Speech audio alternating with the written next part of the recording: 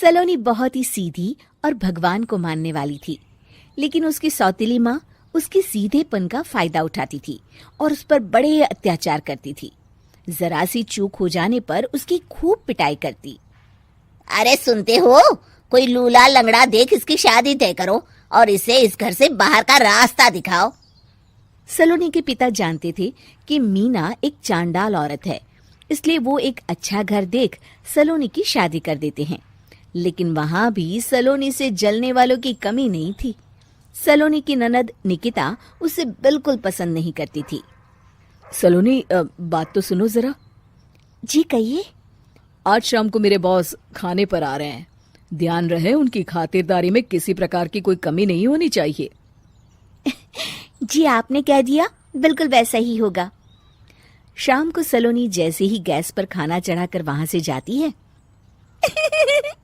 अभी इसके खाने का स्वाद बढ़ाती हूँ।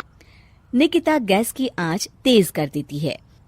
थोड़ी देर में देखते ही देखते सारा खाना जल जाता है और पूरे रसोई घर में चारों तरफ धुआं फैल जाता है। अब आएगा मजा। माँ जल्दी आओ, यहाँ देखो सलोनी ने किचन में आग लगा दी। अरे तेरा सत्यानाश हो, कल मुही तूने ये क्या कर दिया? सलोनी की सास उसे बहुत डांट फटकार लगाती है। तभी मोहन अपने बॉस के साथ घर में प्रवेश करता है। अरे भाई मोहन, ये क्या तुम्हारे घर का क्या हाल हो रखा है? लगता है खाना जल गया है। चलो खाने का प्रोग्राम कैंसिल करो, मैं अपने घर जाके खा लूंगा। सर दरअसल सर मुझे माफ कर दीजिए। अरे कोई बात नहीं, घरों में ये छोटी मोटी बातें होती रहती है। मैं समझ सकता हूँ, फिक्र मत करो, मैं नाराज नहीं हूँ और इस बात का तुम्हारे प्रमोशन पर भी कोई असर नहीं पड़ेगा। चलो अब चलता हूँ मैं। बॉस के जाते ही मोहन सलोनी पर भड़क उठता है और उसे खूब खरी खोटी सुनाता है। भगवान, मेरी माँ तो कहती थी कि अच्छे लोगों के साथ हमेशा अच्छा होता है, फिर मेरे साथ ही बुरा क्यों होता है? आखिर मेरी गलती क्या है?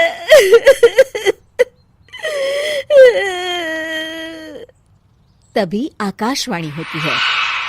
बेटी, अब तुम्हें कोई दुख नहीं दे पाएगा। तुम्हारा बुरा सोचने वाले की मन की सारी बातें तुम पहले ही जान जाओगी। अगले दिन सलोनी निकिता को चाय देने उसके कमरे में जाती है। तब निकिता के मन में कुछ बातें चल रही थी। कल तो मैंने सिर्फ खाना जलाया था, अब तू देखती जा सलोनी, तेरा इस घर में जीना हराम कर दूंगी। अच्छा, तो ये बात है, अब इसे सबक सिखाना ही पड़ेगा। कुछ दिनों के बाद, सलोनी, मेरे कपड़े जल्दी से प्रेस कर दो, ऑफिस के लिए देर हो रही है। सलोनी मोहन के कपड़ों के पास प्रेस गर्म होने के लिए रख देती है और अपने कमरे में चली जाती है। तभी हॉल में निकिता आती है। सलोनी चुपके से उसे देख रही होती है। आज अगर मैंने ये कपड़े जला दिए तब तो पक्का मेरा भाई इस सलोनी की बच्ची को धक्के मार के घर से बाहर निकाल देगा। अरे तू क्या मुझे निकलवाएगी? महादेव है मेरे साथ। ठहर जा निकिता, आज तो तेरी खैर नहीं। सलोनी अपने पति मोहन को बुला लाती है और निकिता की सारी करतूत दिखाने लगती है। निकिता गर्म प्रेस मोहन के कपड़ों पर रखकर अपने कमरे में चली जाती है। मेरी बहन इतनी बड़ी चालबाज निकलेगी, मैंने तो सोचा ही नहीं था। मुझे माफ कर दो सलोनी, मैं तुम्हें गलत समझ रहा था। मोहन निकिता को बुलाकर उसे खूब डांट फटकार लगाता है।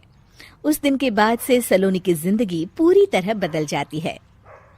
सलोनी हर किसी के मन की बात सुन लेती थी। दूसरी तरफ निकिता का कोई भी दांव सलोनी पर नहीं चलता था और आखिरकार वो भी सलोनी के आगे घुटने टेक देती है। फिर एक दिन सलोनी की सास की सहेली ममता अपनी बहू कविता के साथ वहां आती है। कविता मन ही मन कहती है, अरे ये बुढ़िया पागल है जो मुझे यहाँ लेके आ गई। कहाँ मैं अपनी किटी पार्टी छोड़ के इसके साथ यहाँ मरने आ गई। पता नहीं कब तक इसे झेलना पड़ेगा। अरे ये जल्दी मरे और इसकी सारी जायदाद मेरे नाम हो जाए। सलोनी कविता की सारी बातें सुन लेती है। अरे कविता, तुम अपनी सास की जायदाद के लिए उन्हें झेल रही हो और उनके मरने का इंतजार कर रही हो। ये तो गलत बात है। सलोनी की बात सुनकर कविता बिना देर किए कहती है, अरे ये तुमने कैसे सुन लिया? ये सारी बातें तो मैं अपने मन से बोल रही थी। तुमने कैसे सुन लिया? बस फिर क्या था। ये सुनते ही कविता के बगल में बैठी उसकी सास उसकी चोटी पकड़ लेती है। क्यों रे कलमुही, तू मेरे बारे में ये सब सोचती है? मम्मी जी, मुझे माफ कर दीजिए। बड़ी आई मेरी जायदाद लेने वाली, मैं आज ही अपने वकील को बुलाकर सब कुछ छोटी बहू के नाम कर देती हूँ। चल घर चल, आज तेरी अच्छी खबर लेते हूँ। इस तरह सलोनी लोगों के मन की बातें सुन लेती थी, लेकिन धीरे धीरे सलोनी को एहसास होता है कि उसके आसपास के सारे लोग एक दिखावे की जिंदगी जीते हैं और सब एक दूसरे के बारे में बुरा ही सोचते हैं। हे भगवान, दुनिया में कैसे लोग हैं? सबके मन छल कपट से भरे हैं। मैं तो लोगों के मन की बातें सुन सुनकर तंग आ चुकी हूँ। मैं अपनी जिंदगी में अब बहुत खुश हूँ। अब आप मुझसे ये शक्ति वापस ले लीजिए भगवान। इस तरह भगवान सलोनी को दी हुई शक्ति वापस ले लेते हैं और सलोनी एक आम जिंदगी जीने लगती है।